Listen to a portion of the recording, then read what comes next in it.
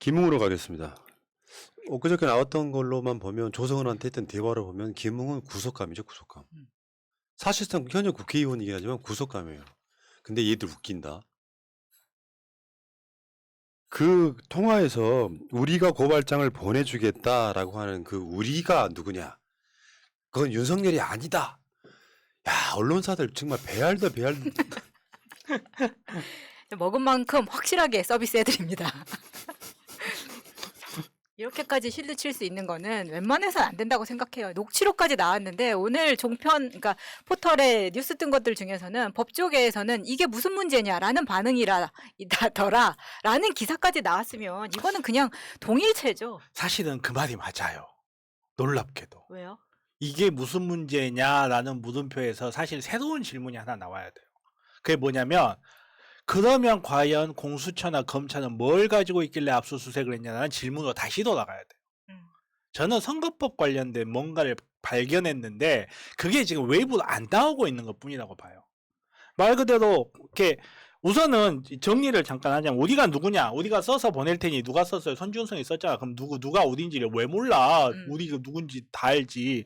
여기에서 우리를 또 이렇게 뭐 나이 어린 당대표 하나 있던데 나보다도 어린 새끼가 당대표 하나 있어요. 누군지 난 잘 몰라. 걔는 뭐 녹취가 된 게 문제다 막 이런 식으로 이게 무슨 초원복집 사건도 아니고 막 그런 식으로 가려고 하는데 처음 이 김웅 사건이 터졌을 때 그 이야기를 제가 했을 거예요. 이걸 법적으로 따졌을 때는 굉장히 애매한 문제인데 어떻게 그렇게 신속하게 압수수색 영장을 신청을 했고 법원에서 발급을 해줬는지가 난 되게 이상하다라는 말을 2, 3주 전부터 계속 하고 있는데요. 지금 현재 드러난 걸로만 봤을 때는 되게 애매한 게 맞아요. 실제로 변호사들끼리 모여있는 커뮤니티에서도 이걸 뭘 적용하고 있을까 하는 질문들을 많이 해요. 거기까지 질문을 하면 우리가 모르는 뭔가가 검사와 판사 손에 있는 거예요. 이게 언론을 통해서 옛날처럼 언론 장난질이 계속 안 돌아가고 있는 것뿐이 저는 진짜 큰 거 하나 터질 것 같아요. 조만간에 아주 빨리. 선거법 관련이 가장 가능성이 높을 것 같습니다. 그러니까 사실은 김웅은 검찰이 국회에 파견한 일종의 스파이 같은 겁니다. 세작이지, 세작. 방문할 거면 대검 공공수사부에 전화해 놓겠다. 네가 뭔데요? 윤석열하고 한 몸이었기 때문에 가능한 거예요, 이게. 그렇죠. 그렇죠. 제가 대검찰청 찾아가면 윤석열이 시켜서 온 게 되니까 저는 쏙 빠져야 된다. 당 지도부가 검찰에 가서 고발장을 내는 게 좋겠다. 검찰이 받기 싫은데 억지로 받는 것처럼 해야 한다. 심재철이 가야 하는데 지팡이를 짚었기 때문에 딱 좋다. 그게 대박이에요, 그게. 그런데 그 우리를 굳이 또 해석을 한 우리가 누구냐. 지금 이야기 맥락은요. 검찰이 국회의원을 만들려고 박아놓은 놈. 이놈이 검찰과 한 몸이 돼서 고발 사주의 일종의 실행책 같은 걸 하고 있는 거잖아요. 검찰 몫이죠, 검찰 몫. 검찰 몫에 국회의원. 된 거잖아.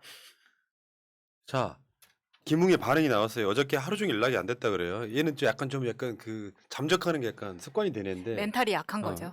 약한 것보다 얘 봐, 지금 마스크, 난 저게 마스크가 아니고 입마개 같은 느낌이 드는데. 강아지한테 씌우는 입마개.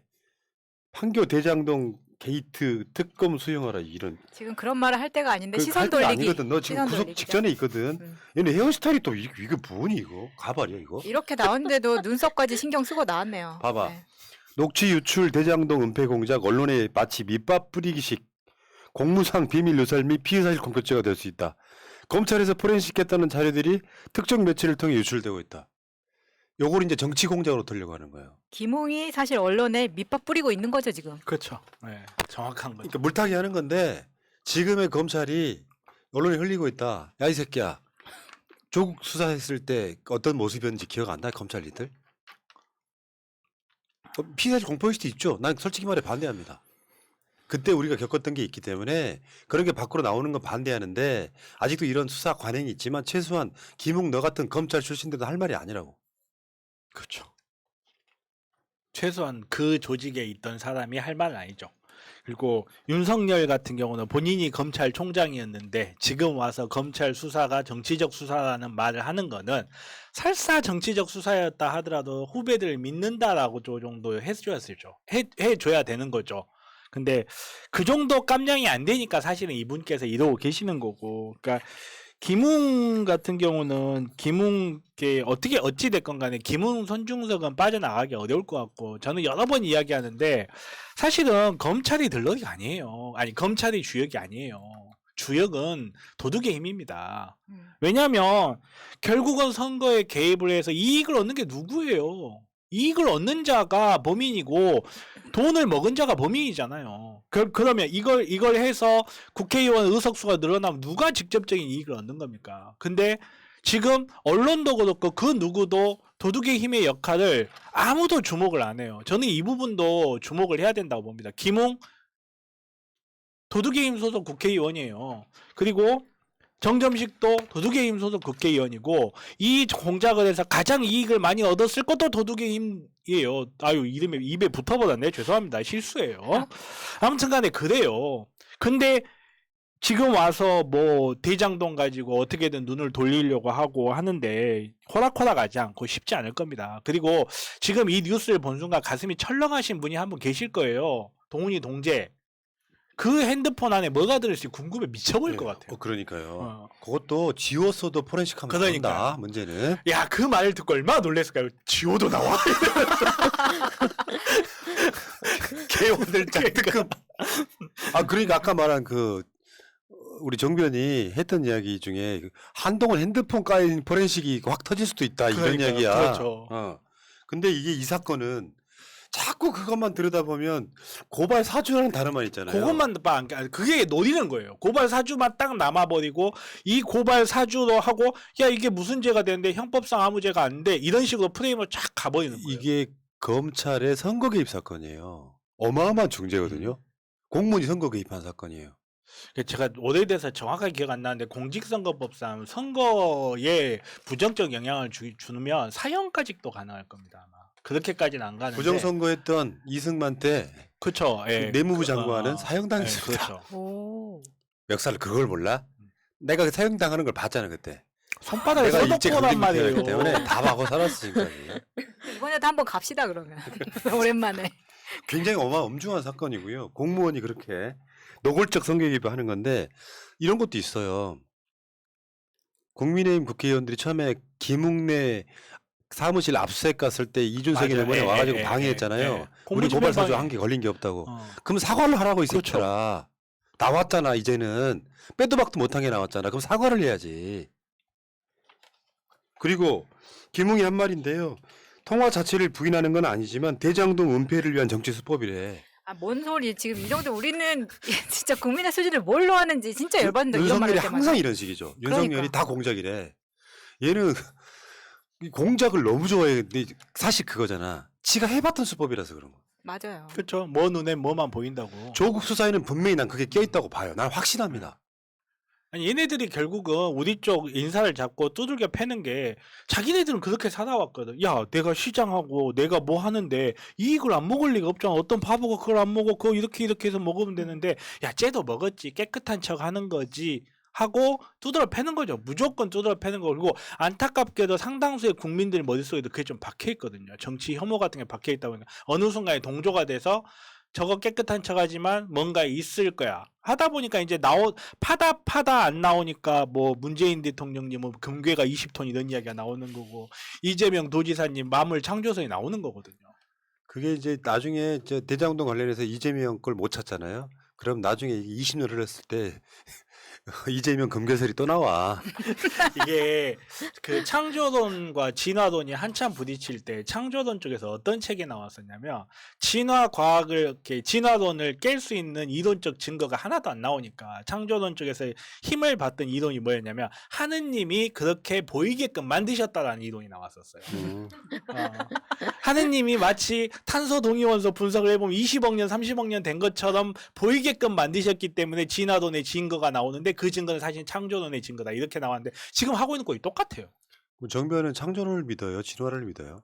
저야 과학자인데 제 의대인이 원하시는 대로 믿죠.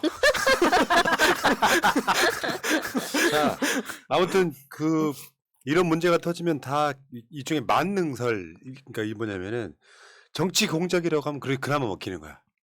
왜 박지원하고 조성은이 만나서 고발 사주 그거 이제 제보 사주를 냈을까? 이것도 사실 그런 맥락이거든요. 정치라고 하는 게 프레임과 프레임 싸움이야. 요것도 통화 자체를 부인하는 건 아니지만 통화한 건 맞는데 이게 대장동 은폐를 위한 정치 수법이다. 이런 식으로 이야기를 하면서 살짝 빠져나가려고 하지만 법의 영역은 다른 영역이라는 거예요. 아무리 정치적 선동을 하고 이런 걸 프레임 싸움을 해도 법의 영역은 불법이냐 아니냐로 따진다고. 그래서 내가 봤을 때 김웅은 사실상 구석구석감이에요. 맞아요. 왜 못하는 거예요, 근데? 일단 현역 국회의원이고. 체포동의안부터 받아야 되니까 음. 또.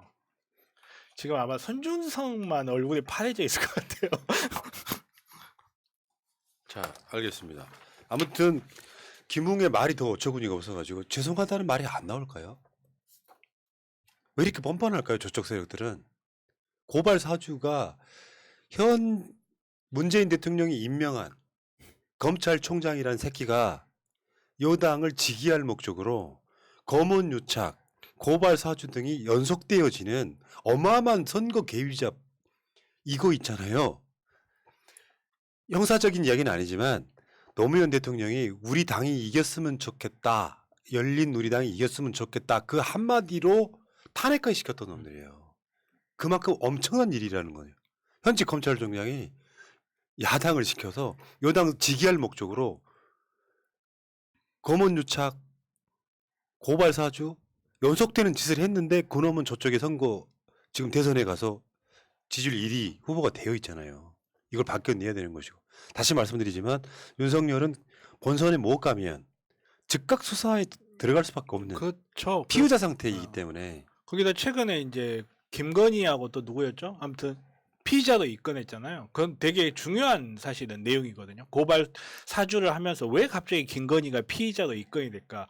이런 부분 때문에 사실 저는 이게 선거법 관련해서 뭔가 큰 게 지금 언론에 노출이 안 되고 있을 뿐이지 숨어 있구나라고 좀 생각을 하는 건데 예. 그리고 굉장히 저는 이게 10월 11월 달에 핵심으로 부상할 것 같아요. 알겠습니다. 일단 그 김웅은 구속 수사가 맞다.